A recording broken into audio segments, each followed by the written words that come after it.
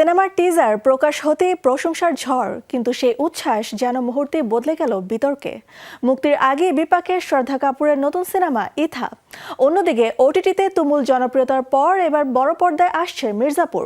Cinema জগতের দুই ভিন্ন খবর নিয়েই এবারের প্রতিবেদন।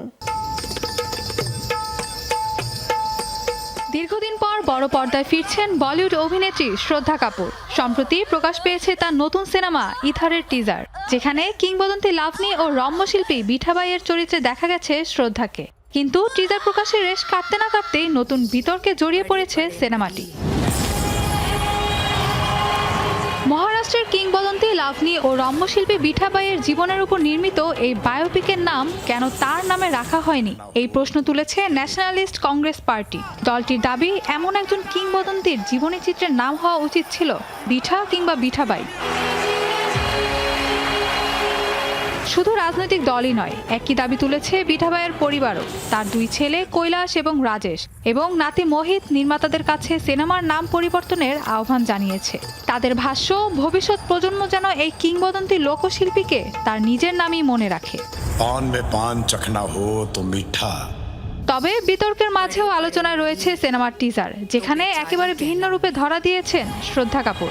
শিল্পের প্রতি একজন শিল্পীর অদম্য নিবেদন আর আত্মত্যাগী তুলে ধরা হয়েছে টিজারের প্রতিটি দৃশ্যে। এদিকে বিতর্ক ঘিরে এখনো কোনো মন্তব্য করেনি পরিচালক লক্ষণ উতেকার কিংবা প্রযোজনা প্রতিষ্ঠান। সব ঠিক থাকলে 28 আগস্ট প্রেক্ষাগৃহে আসতে যাচ্ছে এই সিনেমা।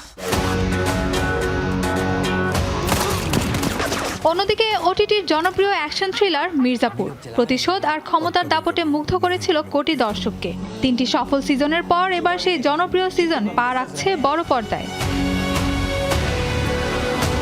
মাত্র কয়েক সেকেন্ডের টিজারে দেখা যায় জনপ্রিয় সকল চরিত্রগুলোকে। একে একে হাজির হন কালীন ভাইয়া, গুড্ডু পণ্ডিত এবং মুন্না ত্রিপাঠী। আলী ফজলের ভাষায়, ভারতে এই প্রথম কোনো জনপ্রিয় ওয়েব সিরিজ সিনেমায় রূপ নিচ্ছে, তাই এটিকে তিনি বলেছেন জাতীয় পর্যায়ের এক পরীক্ষা।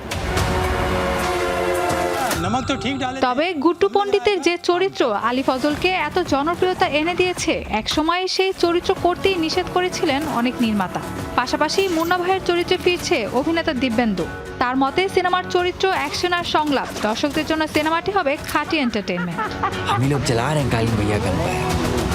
আগামী 4 সেপ্টেম্বর মুক্তি পাচ্ছে মির্জাপুর দি মুভি। সিনেমাটিতে ফিরছেন পঙ্কজ ত্রিপাঠী, দিব্যেন্দু এবং আলী ফজল সহ পরিচিত সকল চরিত্র। নির্মাতাদের দাবি, এবার দর্শক দেখবেন মির্জাপুরের এক অজানা অধ্যায়, তবে আগের চেয়ে আরো বড় ক্যানভাসে। Mahbuba Mostarin, showbiz tonight.